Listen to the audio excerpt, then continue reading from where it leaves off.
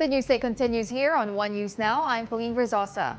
Unlike in the previous hearings, Vice President Sara Duterte finally agrees to take an oath as a resource person. Marian Enriquez gives us a recap of the hearing yesterday. The House Committee on Good Government and Public Accountability started its 7th hearing with a discussion of what transpired over the weekend and how Zuleika Lopez is doing. The OVP Chief of Staff skipped the inquiry and presented documents stating she has acute stress disorder. But House Deputy Speaker J.J. Suarez is not buying this. Totoo po na meron po siyang certificate of confinement. Kaso lang hindi po naman po sinasabi dito ng kanyang mga doktor na hindi po siya physically incapable of attending today's hearing. Hindi binanggit dito na dahil sa kanyang kondisyon, hindi siya makakarating. Lopez's contempt citation was supposed to be lifted on Monday, but ACT Teachers Party List Representative Franz Castro moved to extend Lopez's detention by 5 more days, which Vice President Sara Duterte tried to stop. Wala na po tayong... Mr. Chair, respectfully, may I say something?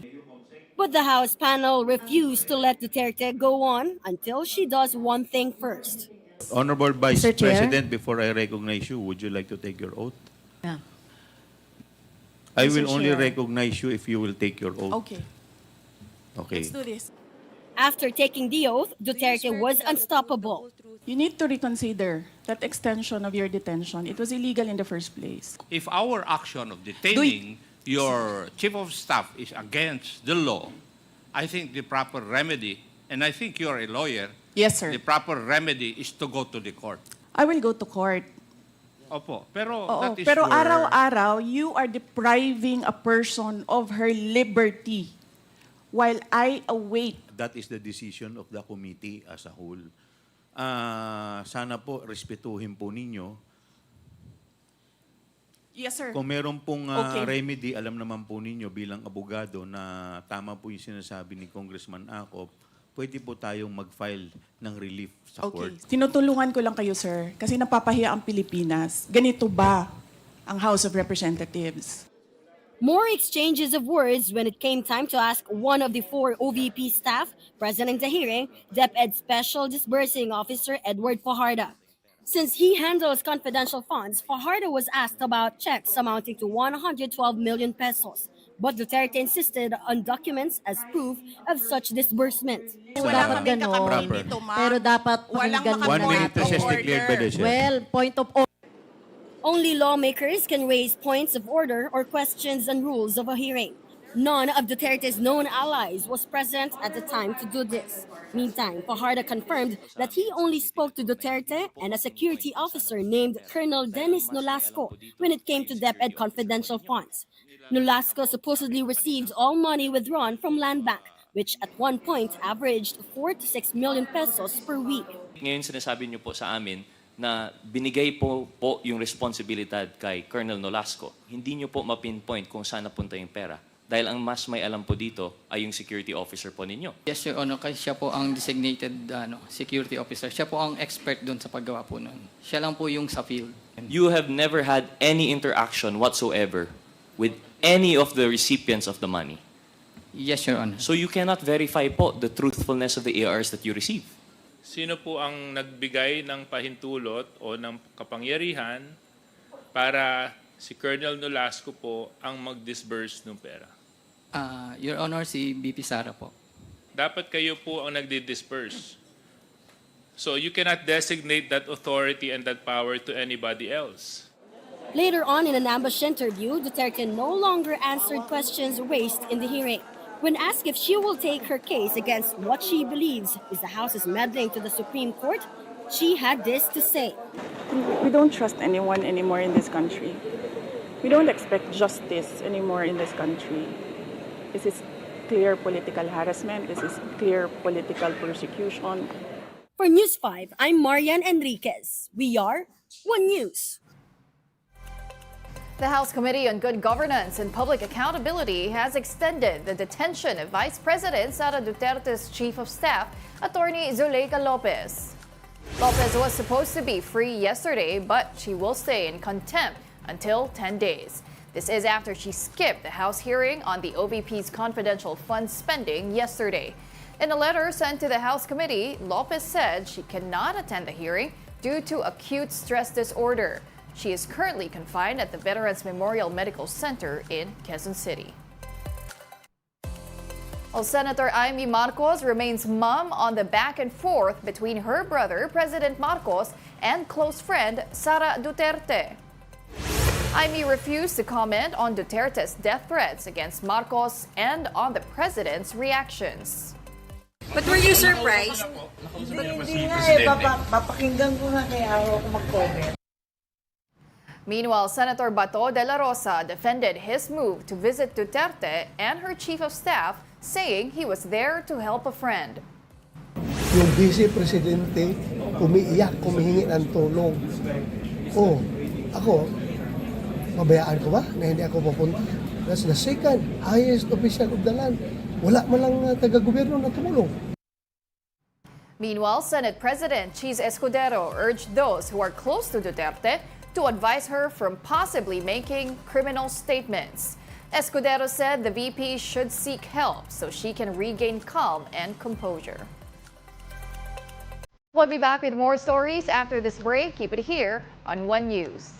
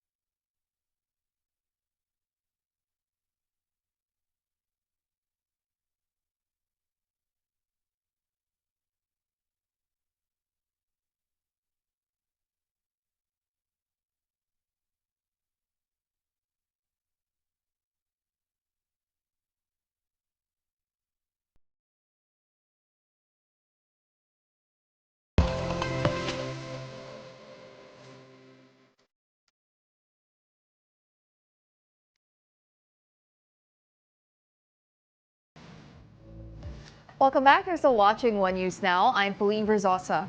The northeast monsoon, or amihan, continues to affect northern Luzon. Cloudy skies with rains are expected over Cagayan Valley, Cordillera, and Aurora.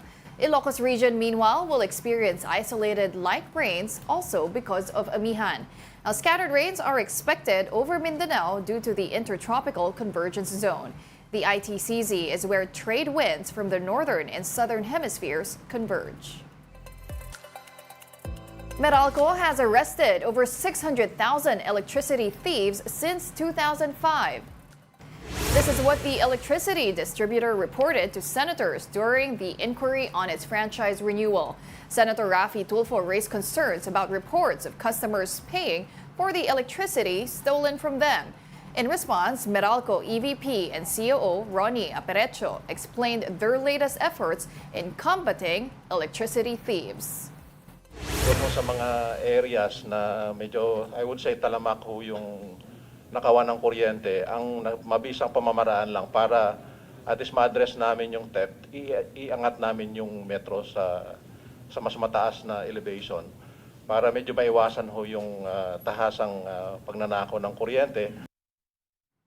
Meralco also unveiled their plans to transfer their wires underground.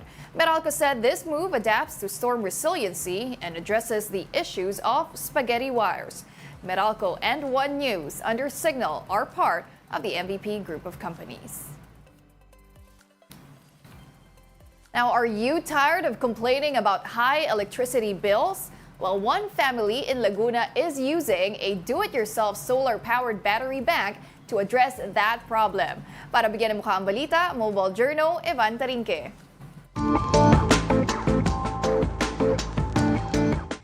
Napakahalaga ng kuryente sa panahon ngayon, lalo na kapag may kalamidad. Kaya naman ang nakilala ko mula sa San Pablo, Laguna, gumawa ng sarili nilang battery bank. Maraming Pilipino ang nananatiling walang akses sa kuryente, lalo na sa mga liblib na lugar. Ang solusyon dito ni Jessie Abarquez, isang DIY battery bank. Sinacharge ito gamit ang solar energy. 100,000 pesos ang pinuhunan niya para sa solar panels at battery noong 2020. Simula noon, 4 na taon na silang hindi nagbabayad ng kuryente at nakagawa pa sila ng DIY battery station na konektado sa buong bahay nila. Nagagamit nila ito sa kanilang freezer, TV at iba pang mga gadget. Kailangan yung battery mo ay kayang supplyan yung inyong appliances. Mas magandang yung susubra pa yung capacity kaysa magkulang. Kapag kulang ang araw para ma-charge gamit ang solar energy, maaaring i-plug ang system sa 220-volt outlet bilang alternatibong paraan ng pag-charge. Mayroon ding mas maliit na bersyon ng DIY battery bank na may kapasidad na 90,000 mAh. Sapat na para mag-charge ng electronic devices at tumagal ng ilang araw. Napakalaking tulong nito sa mga emergency situation kung saan mahalaga ang kuryente. Pwede ka dito mag-charge ng cellphone, ng ilaw, pwede ka magkabit dito ng ilaw, magsaksak. Ayan. Ginagamit namin dito pagka yung solar setup namin ay nalulubat siya. Ito yung pinaka-backup ko rin. Ang battery na gamit ni Jessie para sa kanyang proyekto ay dose-dose ng batteries na nabibili online. Ngunit paalala niya, hindi basta-basta ang paggawa ng DIY battery banks dahil kuryente ang pinag-uusapan dito. Kailangan kasi lagyan ng mga safety features ang mga ito para maiwasan ang mga aksidente. Meron naman yung mga protection device katulad ng BMS, active balancer. Kailangan mayroon talagang mga safety device para yung mga DIY mo ay safe. Hindi natin alam kung kailan tatama ang kalamidad. Pero gaya ni Kuya Jessie, better ang always ready. Mobile Journal, Ivan Tarinque po hatid ang muka ng balita. And those are the top stories of the hour. I'm Pauline Verzosa. We are One News.